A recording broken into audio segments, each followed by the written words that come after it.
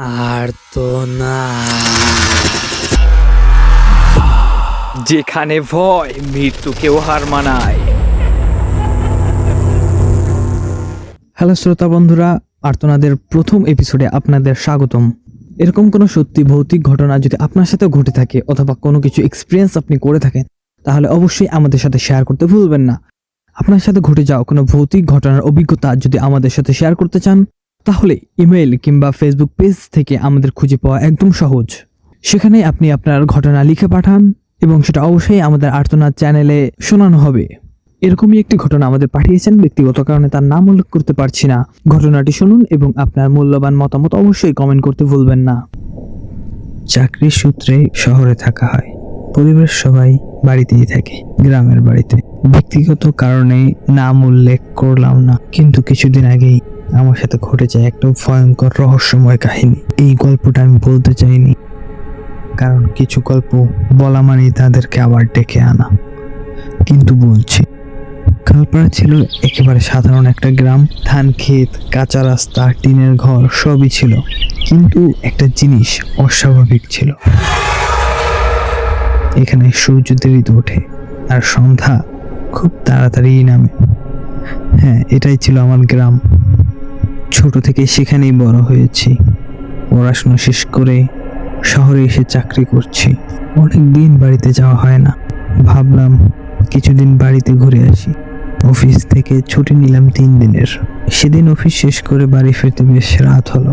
এসে খাওয়া দাওয়া করে নিজের জামা কাপড় এবং যাবতীয় জিনিস গুছিয়ে ফেললাম। পরের দিন গ্রামের উদ্দেশ্যে রওনা দিই।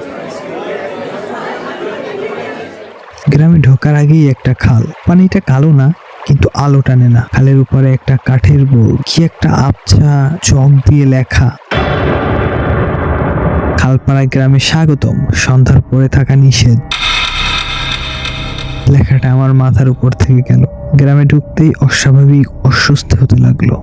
লোকজন আছে, কিন্তু চোখে চোখ রাখে না।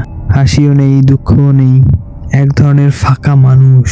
বাড়ি যেতে কয়েক ক্রোশ পথ হেঁটে যেতে হয়। আমিও হেঁটে যাচ্ছিলাম। যেতে যেতে 2টি কুকুর আমার পিছু নিল। বেশ ওদের সাথেই হাঁটতে হাঁটতে বাড়িতে পৌঁছে গেলাম। যেতে বেশ দেরি হলো না। যেই উঠানের পাশে রান্নাঘরে উঁকি মেরে দেখলাম মা রান্না করছে। গিয়েই প্রণাম করলাম। মা বললেন, কত দূর থেকে এসেছিস? কোনো সমস্যা হয়নি তো? ভালোভাবে আসতে পেরেছিস? তাহলে যা, ঘরে যে জামা কাপড় ছেড়ে নে, হাত পা ধুয়ে আয়, খেতে বসবি। বাবা বাড়িতে ছিলেন না, কাজে কোথাও গেছিলেন। আমার বাড়িতে ফিরতে দুপুর হলো। ওই 3টে নাগাদ বিকেলে বাবা আসলেন। কথা হলো। কোথায় কোথায় তিনি বললেন, গ্রামের অবস্থা আগের মতো নেই, কিচ্ছু একটা অস্বাভাবিক হচ্ছে। দিন দিন গ্রামের মানুষ নিখোঁজ হয়ে যাচ্ছে, কিন্তু কোথায় যাচ্ছে কেউ জানে না। পরিবারের লোকজন পুলিশ কেস করলেও তার কোনো সমাধান পাওয়া যায় না। এই তো সেদিন তো নিত্যানন্দ কাকার বাড়িতে ঘটলো এমন ঘটনা। ছোট মেয়েটা পরিবার নিয়ে এসেছিল কয়েকদিন থাকবে বলে, কিন্তু 2 দিনের মাথায় ছেলেটা হারিয়ে যায়। কেন এমন হলো কেউ জানে না। কেউ কেউ বলে হয়তো কোনো ডাকাতের দল এসব কাজ করে বেড়াচ্ছে। আবার কেউ বলে এটা ডাকাত নয়, কিডন্যাপারও নয়, হয়তো কোনো অশরীরী প্রেতাত্মা। আবার অনেকে নাকি রাতে অনেক নাম ধরে ডাকার আওয়াজ শুনতে পায়। যাই হোক, এসব কথা বাদ দে, অনেক দূর থেকে এসেছিস। রাত হতে চললো, শুয়ে পড়, খেয়ে দে।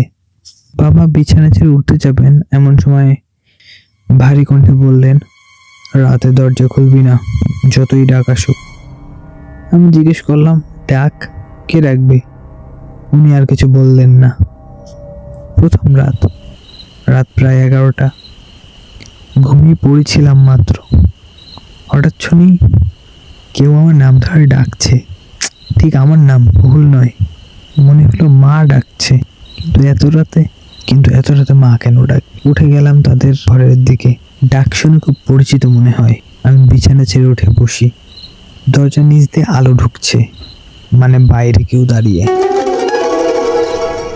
ডাকটা আবার আসে, এবার কণ্ঠে বিরক্তি। এত দেরি করছিস কেন? আমি দরজার দিকে যাই। হঠাৎ নিত্যানন্দ কাকার কথা মনে পড়ে যায়। আমি থেমে যাই, ডাকও থেমে যায়। তারপর সবকিছু স্বাভাবিক। আমি ঘুমিয়ে পড়ি। পরদিন গ্রাম স্বাভাবিক, কেউ কিছু চায় না, কেউ কিছু জানতেও চায় না। পুরনো স্কুল ঘরে আমি একটা ডায়েরি পাই, মাস্টারমশাইয়ের লেখা। আজ আবার নীতিশের ঘরের মেয়েটা রাতে ডাক শুনে বেরিয়ে গেছে। সকালে শুধুমাত্র চটি পাওয়া যায় ওই খালের ধারে। খাল আর ফেরত দেয় না। আমি লেখাপড়ার ইতিহাস খুঁজি। 50 বছর আগে রাতে বন্যা এসেছিল, পুরো গ্রাম ভেসে যায়। সরকার বলে কেউ মরেনি, কারণ একটা লাশও পাওয়া যায়নি। তৃতীয় রাতে আমি খালের ধারে যাই। চাঁদের আলোয় দেখিয়ে পানির নিচে ছায়া, মাছ না, ওরা তো মানুষ। ওরা দাঁড়িয়ে আছে পানির নিচে, মুখ উপরে, চোখ খোলা, ঠোঁট নড়ছে। আমার নাম। আমি দৌড়ে পালাতে যাব, এমন সময় পেছন থেকে শব্দ। পানি থেকে কেউ উঠে আসতেছে এমন তো দেখা যাচ্ছে না, কিন্তু পায়ের শব্দ আসতেছে। আমি ঘরে ঢুকে দরজা বন্ধ করি।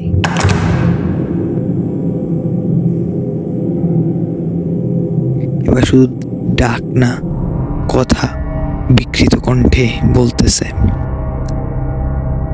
তুই গল্প নিতে এসেছিলি, এবার তুই নিজেই গল্প। দরজার কাঠ ভিজে যায় ভেতর থেকে।